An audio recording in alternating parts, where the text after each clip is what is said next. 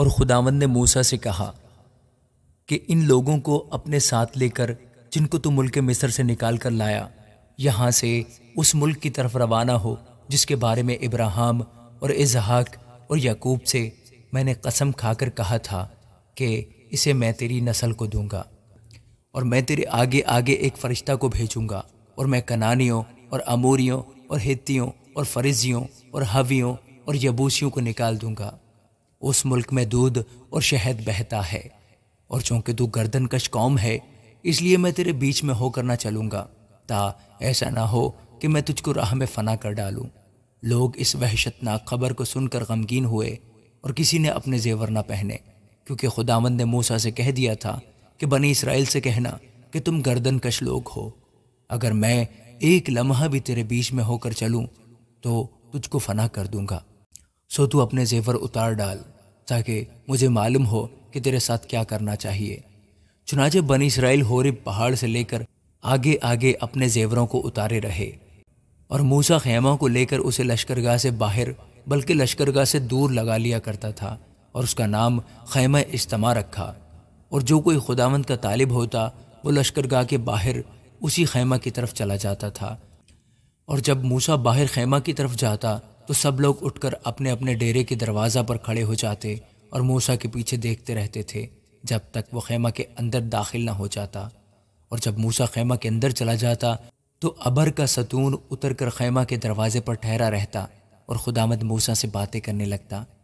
اور سب لوگ ابر کے ستون کو خیمہ کے دروازے پر ٹھہرا ہوا دیکھتے تھے، اور سب لوگ اٹھ اٹھ کر اپنے اپنے ڈیرے کے دروازے پر سے اسے سجدہ کرتے تھے، اور جیسے کوئی شخص اپنے دوست سے بات کرتا ہے ویسے ہی خداوند روبرو ہو کر موسیٰ سے باتیں کرتا تھا۔ اور موسیٰ لشکرگاہ کو لوٹ آتا تھا، پر اس کا خادم یشوع جو نون کا بیٹا اور جوان آدمی تھا خیمہ سے باہر نہیں نکلتا تھا۔ اور موسیٰ نے خداوند سے کہا، دیکھ تو مجھ سے کہتا ہے کہ ان لوگوں کو لے چل،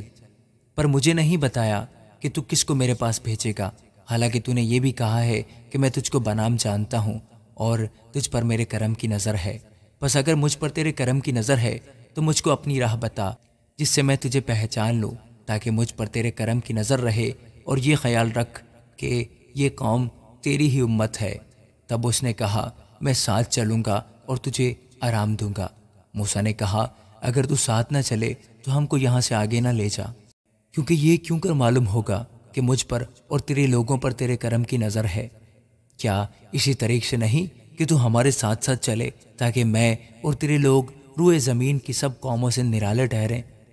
خداوند نے موسیٰ سے کہا، میں یہ کام بھی جس کا تو نے ذکر کیا ہے کروں گا، کیونکہ تجھ پر میرے کرم کی نظر ہے اور میں تجھ کو بنام پہچانتا ہوں۔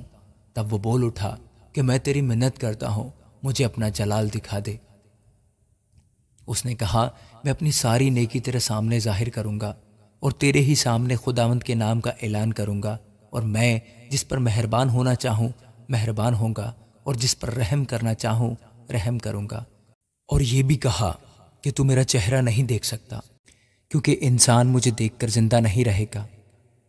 پھر خداوند نے کہا، دیکھ میرے قریب ہی ایک جگہ ہے، سو تو اس چٹان پر کھڑا ہو، اور جب تک میرا جلال گزرتا رہے گا میں تجھے اس چٹان کے شگاف میں رکھوں گا، اور جب تک میں نکل نہ جاؤں تجھے اپنے ہاتھ سے ڈھانکے رہوں گا۔